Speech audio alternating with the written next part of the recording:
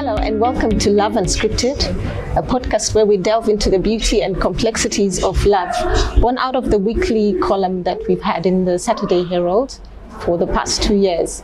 And out of also your requests for this podcast, here we are today. For those that have been following this column, you will recall that from end of last year, I started to hint at what Zim Papers was bringing, something exciting concerning that column. So here we are today, and today I'm joined by Dr. Chanakira, a thought leader, a businessman, an economist, and a whole lot more. I mean, he wears so many hats. Welcome, Dr. Chanakira. Thank you, Sister Lina. And thank you for coming.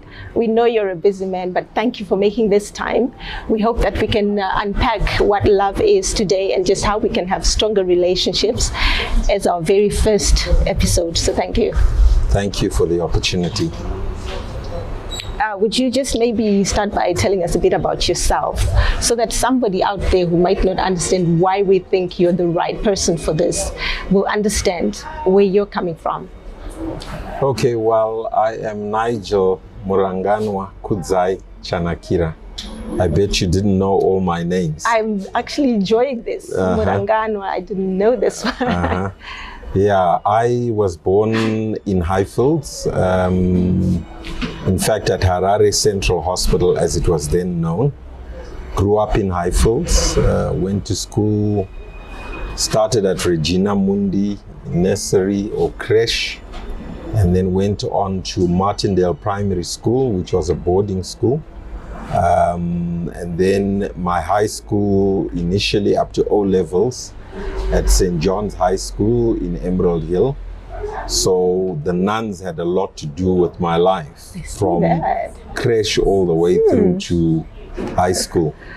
I then managed to do matric and A levels at Churchill Boys High, went on to the University of Zimbabwe, studied economics, majoring in economics, econometrics, finance, banking.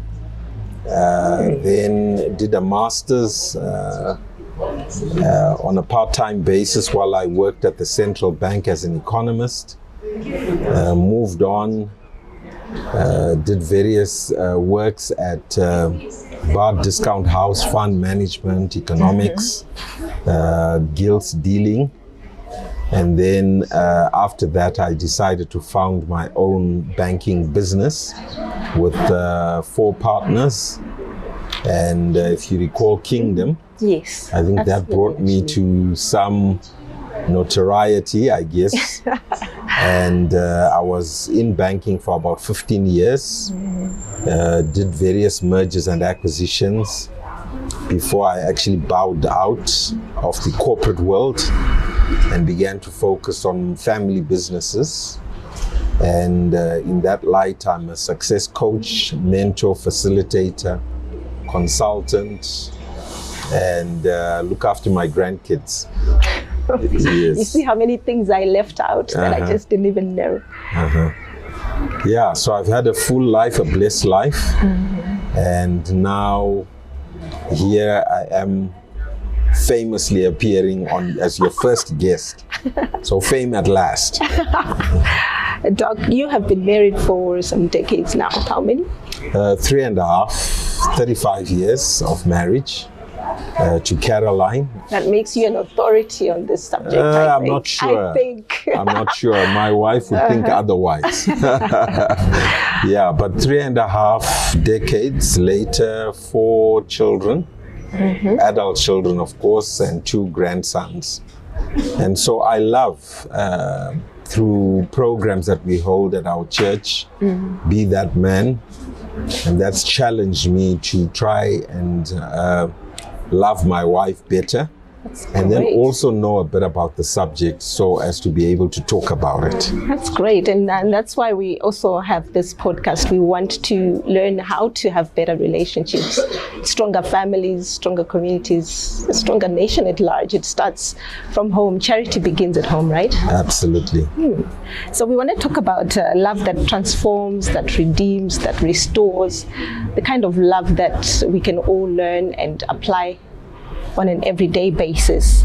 And, Paul does say that you might have gifts in your life. You might have gifts of prophecy, you can do all kinds of things, but if you don't have love, you have nothing.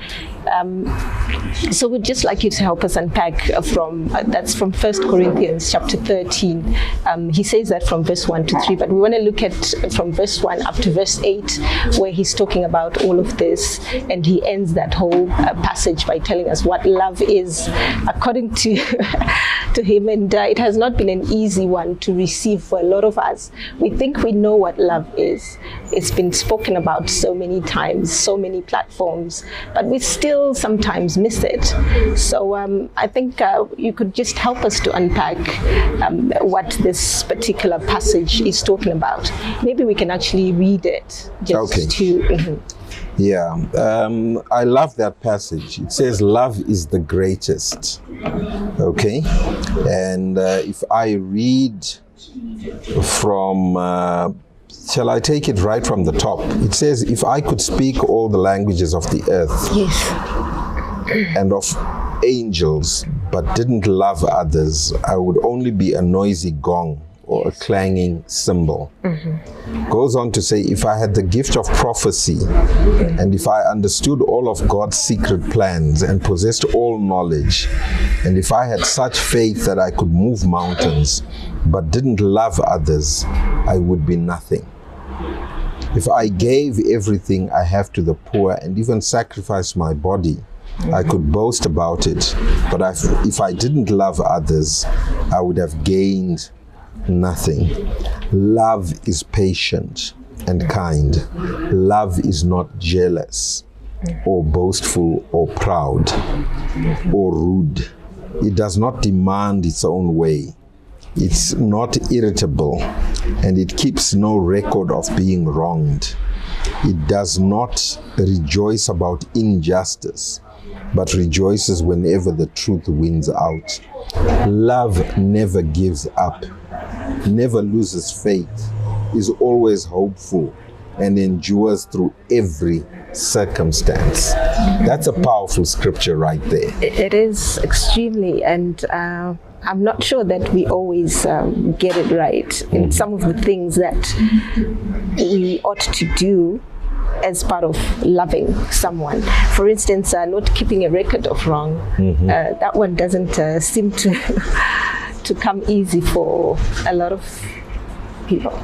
Yeah, so I think I think casually to begin with, love is a beautiful thing. Thank you for saying that. Yeah. I've always said that. Love is beautiful. But, love is sweet. Right. Love is pleasant. Love is there for us to enjoy. And it begins with the love of our Father for us, creating us and giving us this beautiful world and the people in it. And so we can speak of agape love, which is Christian love. But then there is also the love that pertains to marriage, where in the whole wide world, you select just one person and you identify that one being for the various attributes that he or she might have. And clearly you then make that person the love of your life, so to speak. And I know for a fact, when I fell in love with Caroline, the whole world kind of stopped.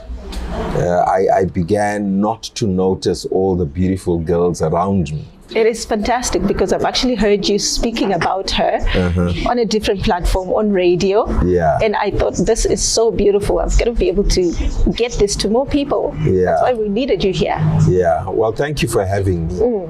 But I know for a fact that when we were in love to begin with,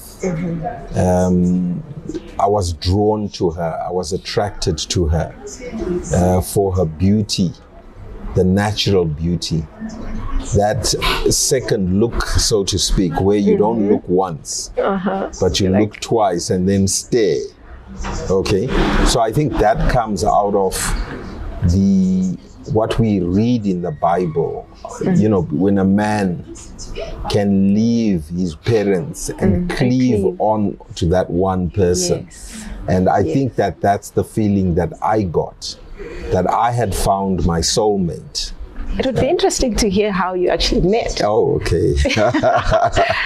Speaking of soulmate, how did you meet? Did you just, was it love at first sight? Well, I think to begin with, in my particular case, I was a university student. I was driving from the university. I was in my second year. I had worked hard and managed to save. At those days we had payouts, a university grant that gave you a bit of pocket money. I worked part-time at City of Harare, did a consultancy for Barclays Bank at the time, and thereby saved some money. And it is that money that enabled me to buy a little vehicle, which I was driving home one day and saw this beautiful young lady waving for a lift. And she happened to be standing next to somebody I knew. And so I literally, Lina, went round the block, fingers crossed, hoping that she would still be there when I came back. And as God would have it, that was it. So for me, it was like love at first sight, because I thought, wow, I know that guy, Andrew is his name. And to date, he will always say, you know, and the story really goes that he was making moves, but he didn't have a car. And I happened to have a car. Oh my. And so I gave her a lift, but I didn't want to make it very obvious. So I ushered her into the front seat and then allowed a few other people to jump into the back seat. And she hadn't seen you go past the first time? No, she did not. Thankfully. Yes. And so I dropped her, I dropped the other passengers off and then offered to drop her off at her doorstep, literally. And that was the beginning of our love story. That is beautiful. Yeah. And so, you know, that was the natural love of seeing somebody attractive and liking her based on her structure and looks, and then the character that she displayed. She didn't make it obvious that she had any interest in me, very ladylike. And, you know, I began to chat her up. I hope someone's listening. We became friends. I offered to give her a lift to work as I would be going to university. And so it began as a friendship. And then, of course, the dating began, where we went for events, lunch, we went for putt-putt, a little game of golf, and eventually I crumbled under the weight of... Conquered. And in my opinion, at the time, I must confess, I was now in a position where I said I didn't want to date girls anymore. I was looking for genuine love of somebody who had the attributes to make a good wife and mother to my children.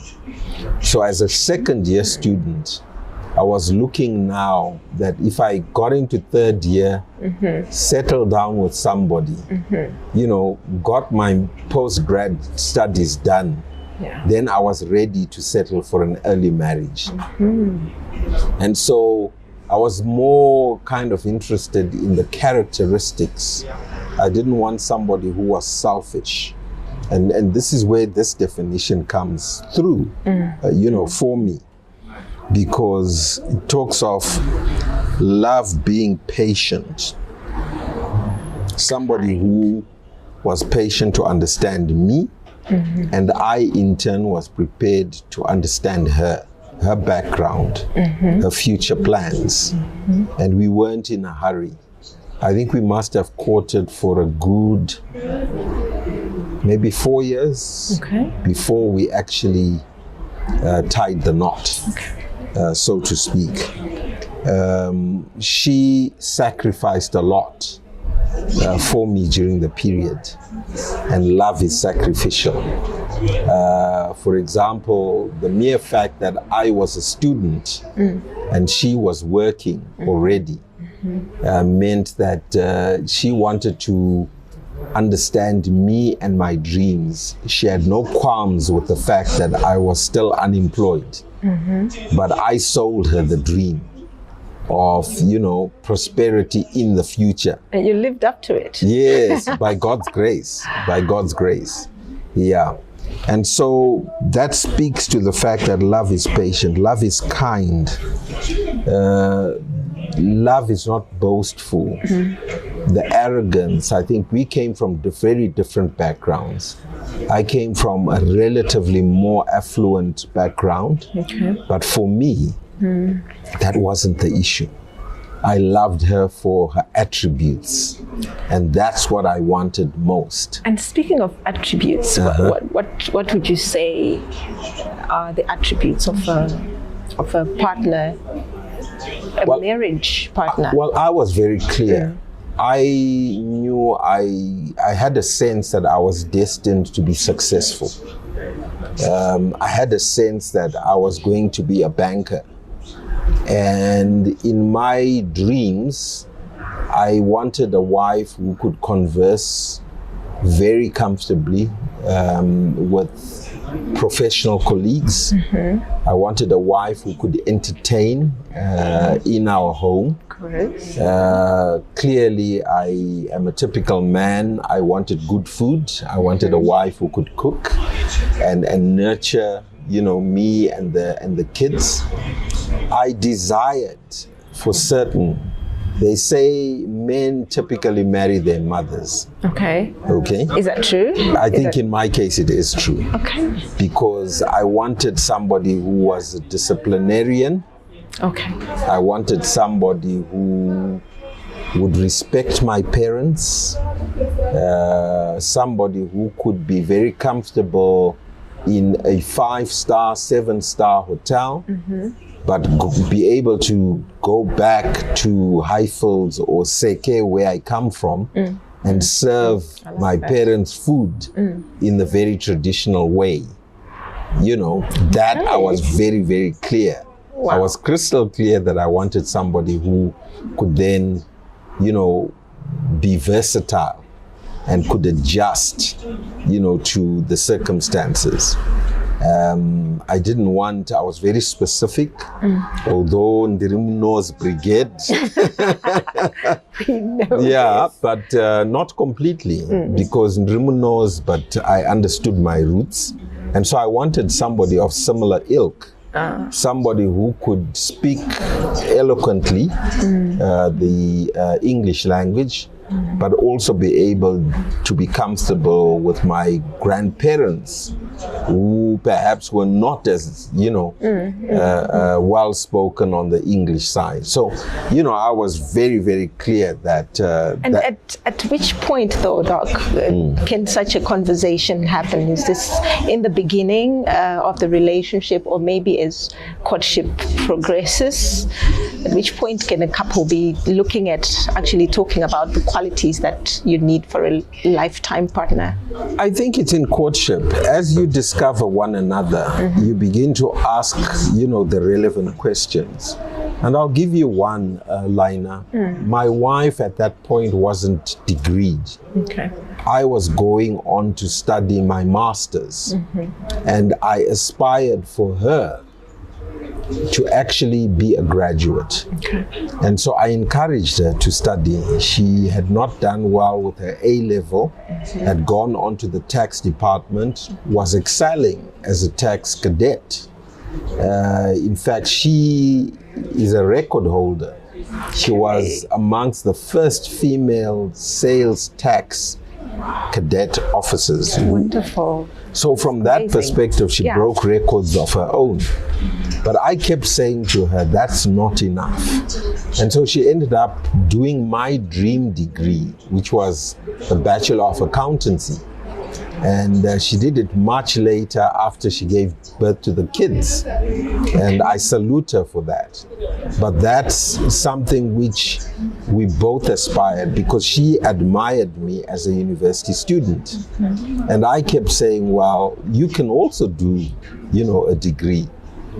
Since I was studying, I encouraged her to study. And so she did that, and, she went on to achieve her degree. Which is fantastic. It also ties in with our scripture, just on kindness, of wanting good for your partner. Absolutely. Yeah. That's awesome. Yeah. Then there is the perseverance side, that love never gives up. I noticed earlier on that we were in this for the long run. And so, of course, there are always turbulences in any relationship. True. There's turbulence in life. I mean, she lost her dad, during that period that we were courting. Okay. And I remember how pained she was. I got to understand that she loved her dad deeply. Meanwhile, of course, for me, it's unfortunate that I never got to meet him, because I was ducking and diving as a prospective Mukwasha, terrified that if I get caught, yes, our culture, speaks of that. But when I look back in retrospect, even she says, I wish I had introduced you to my dad and you didn't play dodgem games, so to speak. But I remember very, very clearly, we were still courting, probably in our second year, when her dad passed away. And it had such an impact on her and on me, that is actually the day, when I held her in my arms as she sobbed for her dad. I said, in my heart of hearts, don't worry, I'll take care of you. So that was when the penny dropped, that I really loved this girl. And come rain, come sunshine, I was going to look after her. And so even whenever I am a bit reckless with my love for her, I then remember that, you made a vow. You did promise. Yes. So I think that really leads to the perseverance. He says love never gives up. Love holds no wrong, isn't it? It keeps no record of being wronged. And so in the process, whenever I go back to the promises that I made, it's the sort of commitment that reminds me that this is for life. It's not, just a temporary thing. The way people easily divorce these days is shocking. It is actually. The divorce rate is very high. There's hardly any difference between Christian marriages and, non-Christian marriages. And you're saying if the divorce statistics are more or less the same. But where do you think that we're missing it there? I think it's not understanding love itself as defined. Not courting properly, not getting to know each other and rushing into marriage. And I think even when you think I'm 35 years into this, marriage. But guess what? Caroline is like an onion. It's like peeling an onion. There are layers of who she is. And there are also layers of who I am. And we all kind of change in the course of time, don't we? And so it's a question of studying one another, looking at the dynamics of the relationship and what we can do better. And there's always room for improvement. And I believe that the modern approach of saying you don't get married, I think it's happening a lot in Pentecostal churches, where you go for marriage counseling prior to premarital counseling is what they call it. So prior to getting married, you then learn about these very passages of scripture. What is love? What is marriage? What does it mean? And once you know, over a period of say 8 to 10 weeks, under an independent somebody, who is ironing out the rough edges and also allowing you to understand each other as being different. The male is very different from the female. And so if you come from a family of boys and you don't understand, you know, the feminine nature, you're going to treat her like your brother. Okay? And all these then become, you know, lessons that we can prepare for a love for eternity, which is what it should be. I think, you know, we have a lot of young people that are also trying to navigate love nowadays and have all kinds of definitions for it. I think, would you perhaps just give us maybe three points that you would say for them to truly know that this is love and this is the person I want to marry? What can they really look out for? What are the key points that say this one will be able to sustain the kind of love that lasts a lifetime? I think that's a good question, Lina.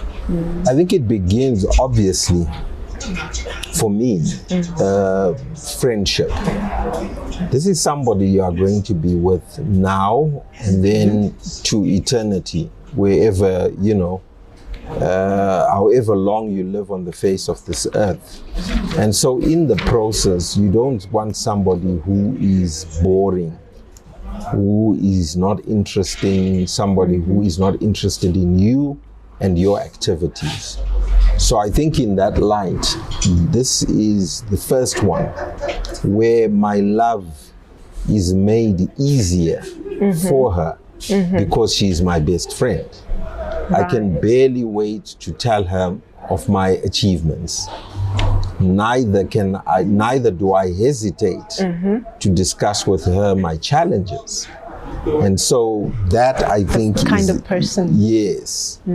So it's the starting point. I mean, this very morning we went for a walk and we were chatting merrily away, you know, on the 7K walk that we do together. We don't see enough of that these days. Couples just happy. I sometimes watch, you know, couples in vehicles, sometimes in traffic. And some will be looking so serious, so angry sometimes, and I'm just wondering what could be happening in that. But so it's really commendable that you guys get to do things like that, just simple things like taking that walk, being that comfortable with each other, to share challenges as well as your successes and celebrate each other. That's really commendable.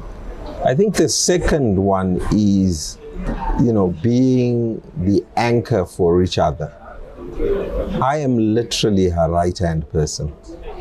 And I say literally, she wants me to hold her by the left hand, not the right. She's very particular about that. Awesome. And it only dawned upon me just last week. I said, now I understand it. I'm your right-hand man. No wonder you want me. Literally. Yes. So she says, well, I hold my handbag with my left, so I prefer you to be on my right. And she feels assured by that. And there is that what we call public display of affection, PDA. And so she does that. She wants that. She desires it. She desires that I publicly kiss her whenever we meet and greet. So our greeting is a kiss. That's fantastic. And a hug. I open the door for her. You know, when we're entering a building or the car, and if I dare not, she will just stand and literally, you know, not go in. We need her on this podcast. I love this woman. Then there is what we call the private display of affection. And obviously the things that she likes me to do. She loves a massage, for example. Right. And so I diligently, this very morning, were you always, I am not keen to massage. I didn't think I was. You learned it for your partner. Love is sacrifice. I don't feel like, but guess what? Even when I don't feel like, if she says, Nigel, I need a massage, it's normally on her back. I know the areas, the muscles, And so I will do my thing. It brings you joy to also bring joy to your partner. Absolutely. I think I like that. Yeah, I really like that. Yeah. And then I think you must have things that you simply love to do together. Okay. Yeah. So we love, these days it's the grandkids. Both of us are on cloud 9, when we are taking care of the grandkids. And it's such fun. It's tremendous fun to see us go back. It really kind of reminds us how we raised our kids. We've got 4 rock stars. We enjoyed raising them up. And we attended the events jointly, whether it was a school quiz, debating society, and mainly on the sports field, because they are all great athletes. We were always there cheering them on. So I think we've come full cycle, because now it's the grandkids that we simply just are thrilled to have them in the house and to play with them. And I think that speaks, to the love. Love must be enjoyed.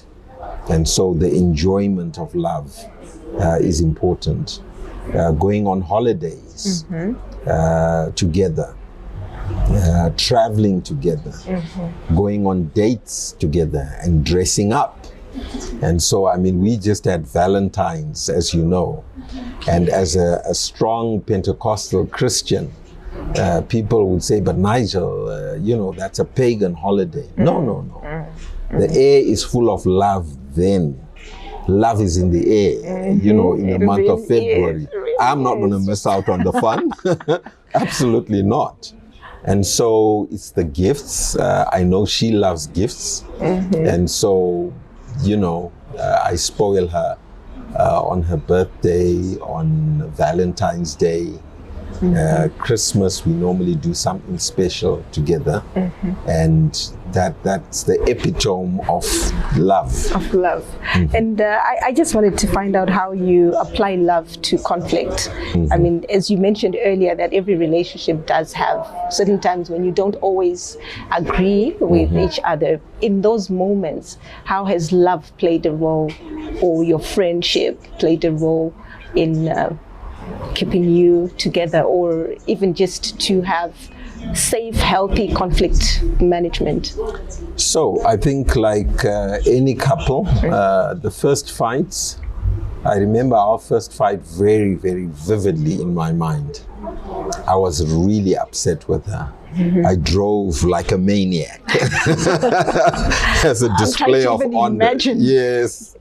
So she always refers to that. And in referring to it, she is literally teasing me about it.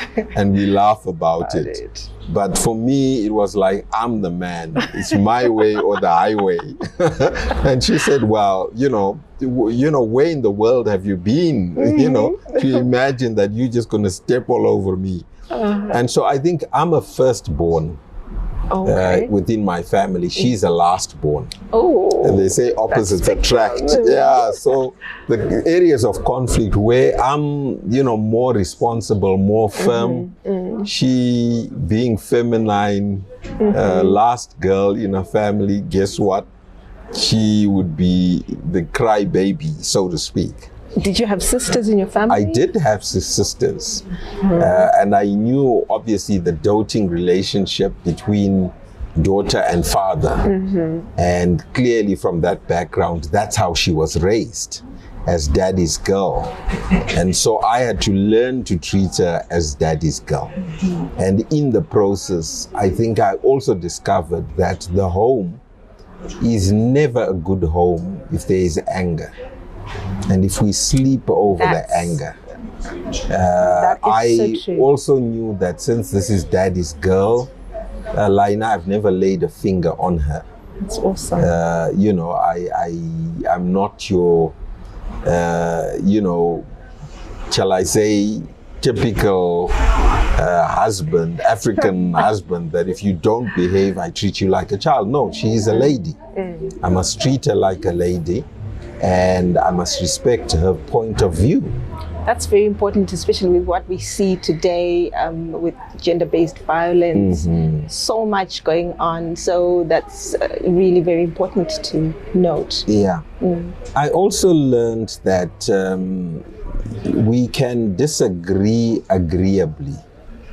And initially, I must confess, because I'm a fairly dominant character, she would yield in the initial days. But as we've matured, she resists. She also knows. Yeah, she knows her place, and she says, no, no, awesome. no. That's great. I don't appreciate emotional abuse, and so I don't want to feel uncomfortable under my skin. And it helps to shape the relationship as well. Absolutely. It helps when we can be that honest with each other.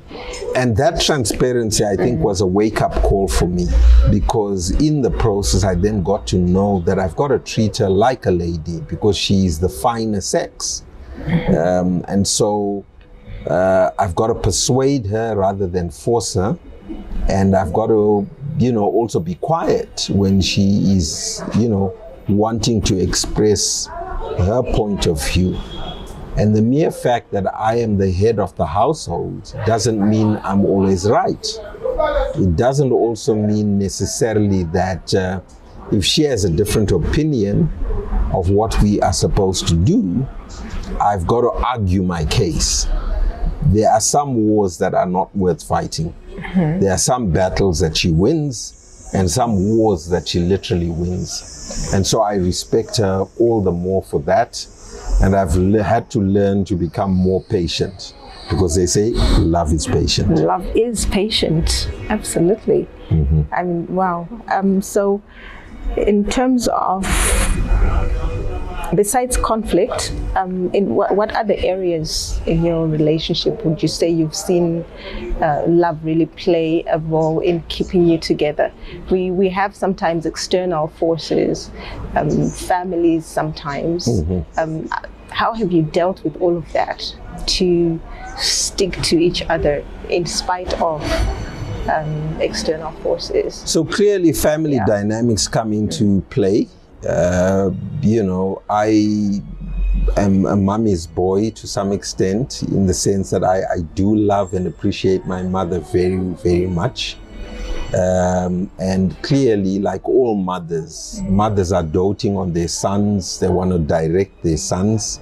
And I have been very firm with my mom and my family members that in our household, my wife has a say. That's very, very important, because I've seen that raise a lot of conflict in some marriages, in some relationships.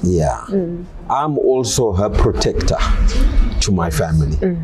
So I don't want my family to abuse my wife. I'm very, very firm on that. And she knows that, and she appreciates that, so that she can be Caroline wherever and under all circumstances, including, when we are exposed to circumstances and situations that involve, my family. And admittedly, she loves my family very much, and I love her family very much as well. And we were fortunate and privileged in our lives, to be able to support both sets of parents and add to their quality of lives. That's fantastic. And so in the process, I think there is no greater love than can be depicted when Mkwasha buys his Ambuya, a home in, the middle to high density suburbs. That's just awesome. I'm wanting to laugh because just some time ago I saw an article where a lady was complaining about how in their relationship, it was Christmas period just a few months ago, they had conflict regarding buying of groceries for each side for Christmas, and feeling that it was one-sided, and that was causing so much turmoil in that relationship. Whereas the example that you're giving really is awesome. So I think if, and she in turn has been able to show that she loves my parents by also going to select a home for my parents, doing all the furnishing. And in both sets of parents, we were in that privileged position where God's grace extended and allowed us to buy them properties and furnish them, fully, so to speak. And, once acts of love like that are on public display, and also, what I would call the soft support, where you visit the in-laws and are deeply engaged in their affairs, I think is none other than love for your spouse. And so I intentionally have done that and will continue to do that. Well, that's love, bearing all things, believing all things, hoping all things, enduring all things. I've seen couples where one will run to parents to go and tell on the other. But I think when you look at the scripture talking about enduring all, you can also cover for your partner and make sure that your family is not going to attack your partner. So I think that's... And I think the unspoken rules of love should be set in stone. To say, I won't differ with you in the presence of my parents. I would rather differ with you behind the scenes. And, we can fight it out. Alone between the two of us, rather than make a public spectacle of that very thing. And then talk of endurance. I think there is no greater love than can be displayed when your partner shows you that love. I went through very challenging business circumstances. A merger gone wrong. We had this mega merger that I was involved in, and things fell apart. And at that point, my wife was residing in South Africa with my family. And she then made the conscious decision that, no, I'm going to put the kids in boarding school, and I'm going to come and stay with you to offer you that moral and spiritual support. On the ground. So awesome. She is a prayer warrior, extraordinaire. And as a result, that is the display of love that I've been privileged to have. And so normally we now walk together, pray together, eat together. She will wait for me. Pray together, eat. And all that. I mean, we love walking, we love tennis, a good game of tennis between the two of us. It's something that I had to teach her. She had a tremendous love, but no capacity. She had never played tennis. So I literally taught her tennis from scratch. And now you play together. And on her good day, she can actually take me on and possibly beat me. She's beaten me once or twice. But rather than be jealous, I've actually appreciated that she's come such a long way. Awesome. And it's part of the highlights of our love affair. Wow. Dr. Chanakira, thank you so much for just giving us this time. Any last words that you might want to just share with someone listening or someone viewing? I think our viewers, love is a beautiful thing. Being in love is absolutely wonderful. And love means sacrifice, of course. But choose your lover. Choose your lover carefully, and choose and be intentional about loving your partner, your wife. And if you can do that, I think you will have a more blissful life than most. So it's something you got to be conscious of, and something that you got to desire. And of course, we're human. Occasionally you're going to, be sloppy about it. But pick yourself up and re-inject yourself with love go back in time. The memories are always there. And once you go down that road, it's easy to once again fall in love with your spouse. Where it all began. Yeah. Would you say it's a choice to love? It is. You got to be intentional. Yeah. And once you've made your pick, that's it. Stop looking at the other flowers. I like that. Yeah. Once you've made your pick. No, thank you. Thank you so much. There you have it. Dr. Nigel Chanakira taking time off his very busy schedule to just give us nuggets on what love really means to him, how he has applied love to his marriage, to his lovely partner, Caroline. Right? Thank you so much. And I love that we get to see this different side of Dr. Chanakira, who's always this businessman, this economist, this thought leader, and doing these serious things. And we get to see the side of him and just how much he's actually knowledgeable in that side as well. He's also a man of God, if I might add, who has been very influential in just helping many people come to Christ, many people learn the love of God. So thank you so much. Don't forget to also just follow our social media platforms and like, share, comment. We would love to hear from you, even in terms of the topics you would like us to cover. There are so many, but if there's something burning in your heart for us to look at, we will definitely do that and bring you the experts, the industry leaders that will come and just talk about this. So thank you so much. Until next episode, spread some love. Goodbye.